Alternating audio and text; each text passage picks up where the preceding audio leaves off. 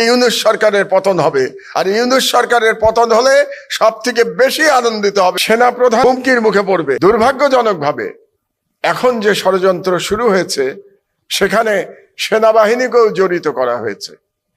আমরা গত কয়েকদিন ধরে কিছু ঘটনা দেখতে পেয়েছি যেটা খুবই গুরুত্বপূর্ণ এবং আমাদের সতর্ক হওয়া দরকার। যেমন সেনাপ্রধানের একটি বক্তব্য চারিদিকে লিক হয়েছে যে তিনি নাকি একটি অনুষ্ঠানে জেনারেলদের মধ্যে বক্তব্য দিয়েছেন, এবং সেই বক্তব্য আমরা যে সোশ্যাল মিডিয়ায় দেখতে পেয়েছি সেখানে পরিষ্কার দেখা গেছে যে তার যে বক্তব্যের সারসংক্ষেপ সেটা ছড়িয়ে দেয়া হয়েছে ইচ্ছাকৃতভাবে সোশ্যাল মিডিয়া। কারণ তিনি যখন বক্তব্য দিয়েছিলেন সেখানে কোনো মিডিয়া উপস্থিত ছিল না, সেখানে সেনাবাহিনীর বাইরে কেউ ছিল না।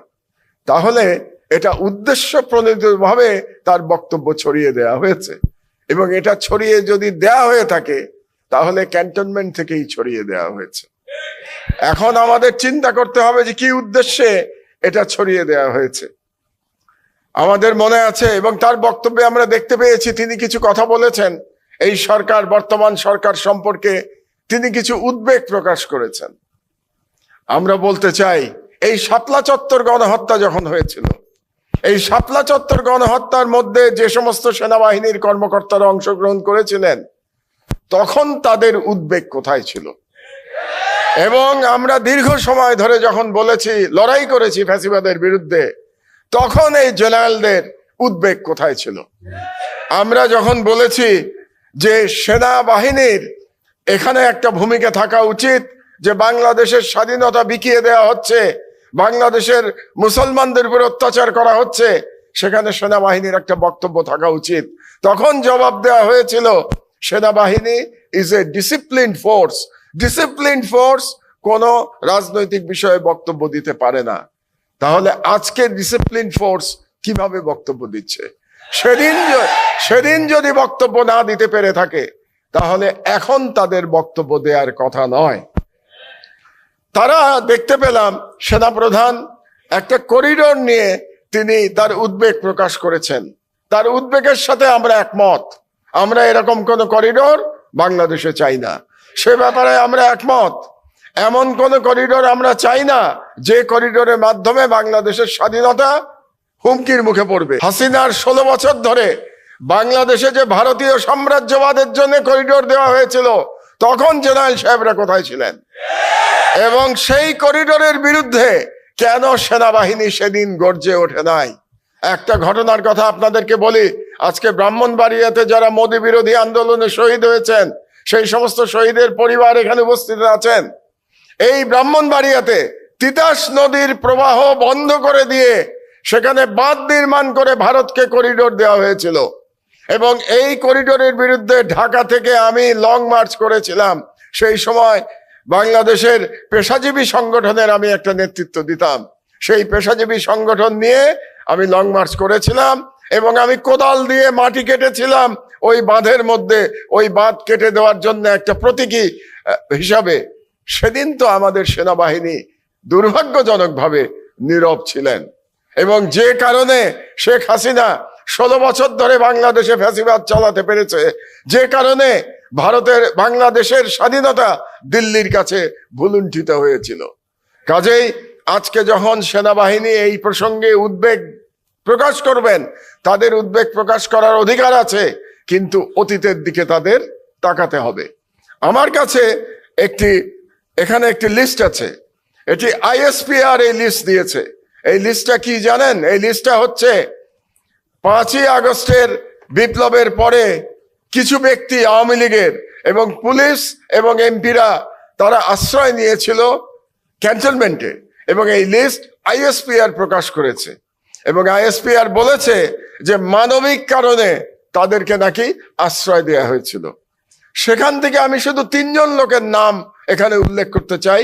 3 জন ব্যক্তি পুলিশের, একজন হচ্ছে মনিরুল, একজন হচ্ছে তার নাম হলো মনিরুল ইসলাম, তিনি SB চিফ ছিলেন। আর একজন হচ্ছেন খন্দকার লুৎফুল কবির, তিনি অতিরিক্ত আইজিপি ছিলেন, আর একজন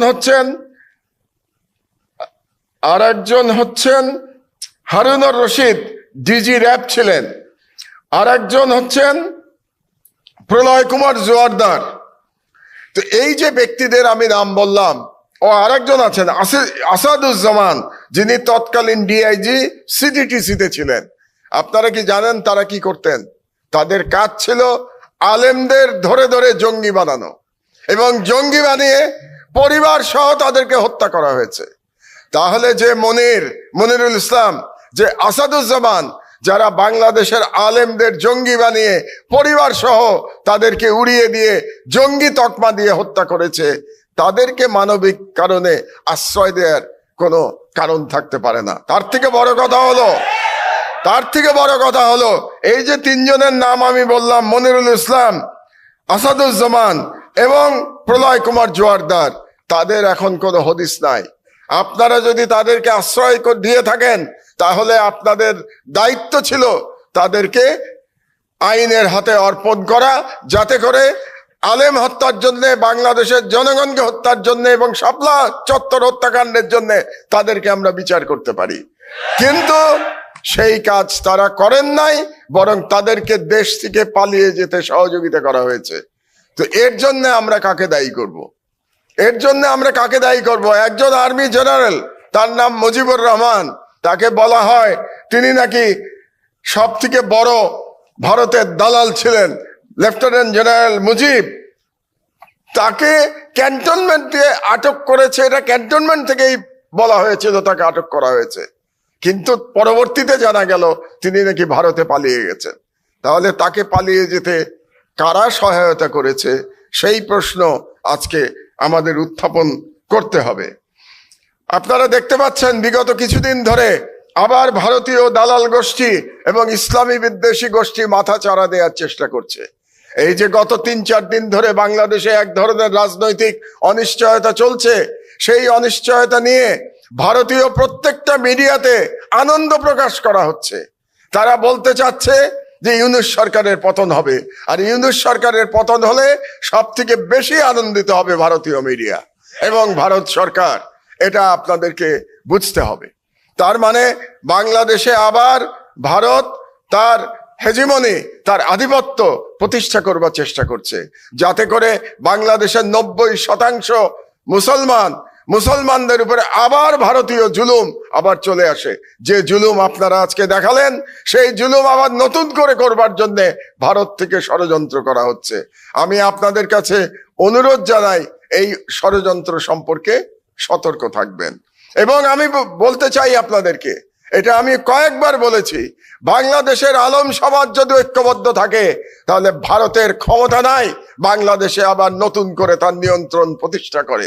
কাজেই আমি বাংলাদেশের আলেম সমাজকে একতাবদ্ধ থাকার জন্য, ঐক্যবদ্ধ থাকার জন্য আমি আহ্বান জানাচ্ছি।